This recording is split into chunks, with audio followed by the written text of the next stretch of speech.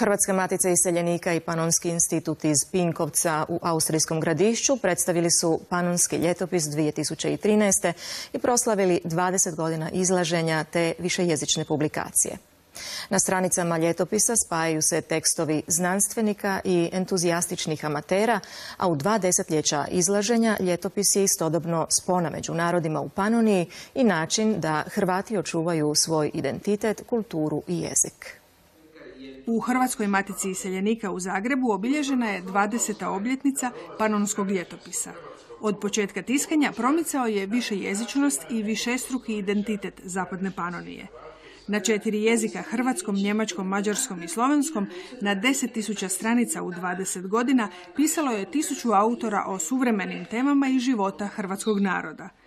Kulturnu i nakladničku djelatnost Hrvata na jugu Gradišća potaknuo je urednik ljetopisa Robert Hajsan. On je jedan kulturni pregalac, preporoditelj naših dana koji je prije 20 godina utemeljio kulturnu udrugu zvanu Panonski institut i počeo objavljivati ovaj Panonski ljetopis, najprije kao Panonsku ljetnu knjigu, a onda od prije 10 godina pod imenom Panonski ljetopis kao panonsku čitanku, odnosno izbor tekstova iz različitih područja sa gradišćansko-hrvatskom tematikom. Dr. Robert Hajsan, dakle autor i urednik i suradnik na ovoj knjizi, je okupio jednu skupinu gradišćanskih Hrvata, u prvom redu koji su iz Austrije, zatim iz Mađarske, ali kako oni žive u sredini gdje žive i Nijemci, gdje žive i Mađari, pa da bi došli do Hrvatske moramo proći prostor Slovenije, tako da su tu okupljeni znanstvenici i ljudi koji pišu i rade i obrađuju teme vezano i za Austriju, i za Mađarsku, i za Sloveniju i naravno za Hrvatsku.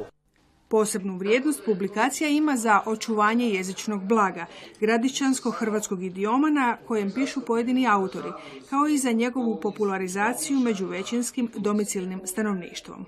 Činjenica je da postoji određeni broj suradnika Panonskog ljetopisa koji svake godine pišu za tu publikaciju i to svake godine imaju i veći broj tekstova, često i opširnih tekstova. Jedan među njima je svakako Đuro Franković, pečuški Hrvat, isto tako Franjo Ostović, jedan obično gradišćanske Hrvate smatramo isključivo Čakavcima, ali ima malo Kajkavaca, a nešto malo više Štokavaca.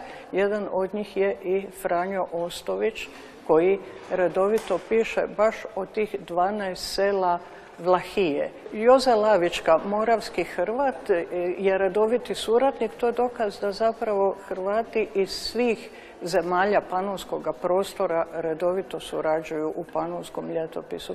Kako je on pjesnik koji ove godine slavio svoj 80. rođendan, sam sebi je napisao prigodnu pjesmu. Mi u Gradišću zapravo govorimo svi seoski idiom, a u školi i u crkvi imamo svoj posebni gradišćansko-hrvatski jezik, a samo neke škole imaju mogućnost i školarce naučiti standardni jezik. To znači da uglavnom naši ljudi u Gradišću govoru, to je naš naglasak, po gradišćansku, to znači tako su napisane naše školske knjige, naš tjednik Hrvatske novine, svi ovi izdanji u crkvi su na gradišćanskom hrvatskom jeziku koji se, nažalost, ili hvala Bogu, razlikuje od standardnog jezika u matičnoj zemlji. Autori pišu i o problemima u očuvanju identiteta. Đuro Franković je aktualizirao jedan neugodan događaj, a to je da su nedavno Hrvati u Pečuhu ostali bez jedine mise, jedne jedine koju su mjesečno imali na hrvatskom jeziku. I, nažalost, to nije izoliran slučaj da katolička crkva u Mađarskoj služi mađarizaciji ono malo preostalih još Hrvata na pojedinim područjima. Većina tekstova u Panonskom ljetopisu u posljednjih 20 godina svjedoči o pozitivnim događajima i prijateljskim susretima. Predstavljen je kao transgeneracijska čitanka jednako namijenjena starijoj publici i mladima koji u njoj mogu čitati o sportu i glazbi. Panonski ljetopis dobar je način da gradišćanski Hrvati pokažu svoj identitet i prepoznatljivost.